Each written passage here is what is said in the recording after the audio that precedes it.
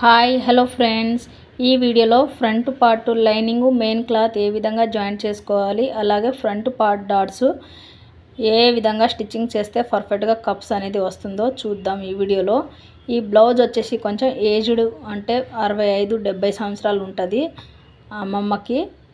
ఈ బ్లౌజ్ అనేది స్టిచ్చింగ్ చేస్తున్నాను నేను. ఇక్కడ ఫ్రంట్ పార్ట్ వచ్చేసి లైనింగ్ మెయిన్ క్లాత్ ఈ విధంగా జాయింట్ చేసుకున్న తర్వాత ఫ్రంట్ పార్ట్ జాయింట్ చేసుకున్న తర్వాత ఇక్కడ డాట్ పొడవు వచ్చేసి నేను ఎడల్పు వచ్చేసి కాజాపట్టి ఉక్సు పట్టి సైడ్ నుంచి 4 ఇంచులు తీసుకున్నాను. 4 ఇంచులకి ఈ మెయిన్ డాట్ పొడవు వచ్చేసి 2.5 ఇంచులు అండి. 2.5 ఇక్కడ ఈ ఖర్చు ఈ సైడ్కి ఆ సైడ్కి 1.5 ఇంచెస్తో ఈ విధంగా లైన్ అనేది కలిపేసుకోవాలి. ఇక్కడ ఇది సెంటర్ పాయింట్ చూసుకొని మనం ఉక్సుపట్టి కాజాపట్టి సైడ్ నుంచి సెంటర్ పాయింట్ చూసుకొని ఈ విధంగా మార్కింగ్ అనేది చేసుకోవాలి. ఒక 1/4 ఇంచు ఖర్చుతోటి ఇక్కడ మూడో డాట్స్ వచ్చేసి సంక రౌండ్ తిరిగే చోట దగ్గర నుంచి రావాలి. మనకి వచ్చిందా లేదా అనేది చెక్ చేసుకోవాలి. చెక్ చేసుకున్న తర్వాత అక్కడ ఒక మార్కింగ్ అనేది చేసుకోవాలి. నెక్స్ట్ రెండో పార్ట్ ఫస్ట్ పార్ట్ మీద పెట్టేసుకొని అద్దే అనుకో మనకి ఫ్రంట్ పార్ట్ మీద అచ్చు అనేది వచ్చేస్తుంది, ప్రింట్ అనేది వచ్చేస్తుంది.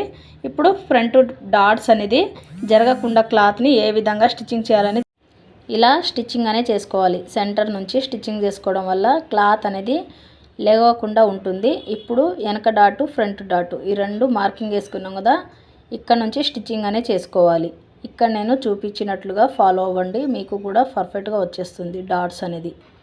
ఇప్పుడు సంక డాట్స్ అనేది రెండో స్టిచ్చింగ్ కూడా వేసుకోవాలి. పైనుంచి కప్ అనేది ఎంత నీట్గా వస్తుందో చూడండి. మనం స్టిచ్చింగ్ చేస్తుంటేనే తెలిసిపోతుంది మనకి కప్ అనేది ఇలా లేస్తుందా, ఇలా చూసుకోవాలి. కప్ అనేది ఎంత పర్ఫెక్ట్గా వచ్చిందో చూడండి. నచ్చితే లైక్ చేయండి.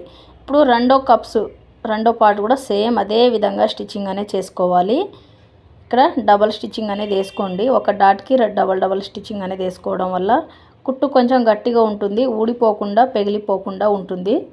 ఇలా డబల్ స్టిచ్చింగ్ చేసుకోవడం వల్ల ఇప్పుడు మనం వేస్తుంటేనే కప్పు అనేది చాలా నీట్గా మనకి షేప్ అనేది కనిపిస్తుంది. ఇలా షేప్ కనిపించేదనుకో అది కుదరనట్టండి. ఇక్కడ చూడండి షేప్ అనేది ఎంత నీట్గా వచ్చిందో, ఫ్రంట్ పార్ట్ షేప్ అనేది ఈ విధంగా రావాలి.